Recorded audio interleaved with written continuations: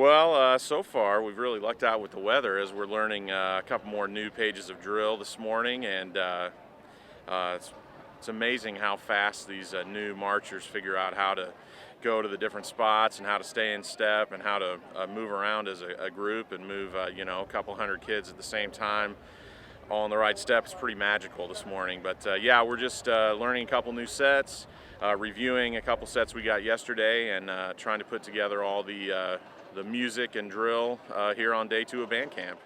My job is to get together and pair up with Mr. Cole, Danny Cole, and then we assemble the percussion portion of the musical score, and we take ideas that Mr. Vento kind of wants to hear, and we put that into play, and we sort of pair those with our own ideas and make the percussion score happen. Mr. Cole deals with the drum line portions, the snare drum, tenor drum, and bass drums, and then I deal with all the melodic percussion, accessories, and impact instruments, and all the electronic instruments. And so it's a pretty lengthy process to get all that to work together, and it always works in layers, and it takes a lot of time to make sure it's just right, but it's a pretty fun part of the job. Of course, my favorite part of the job is always students, but helping bring the music to life for them is one of the best parts of my job.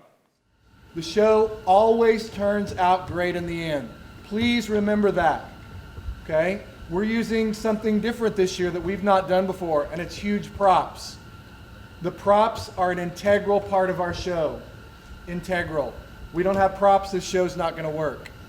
So the props, if you're assigned to moving a prop, and it's going to be different people at different times, that is just as important as a trumpet soloist, a snare soloist, a guard soloist. Moving that prop is as important in this show that we're going to produce. It's going to be amazing. I'm hoping that it comes out of here as good as I see it in my head. It will be amazing. So you have to have patience. And upperclassmen, I know you know that, but you have to remind yourself.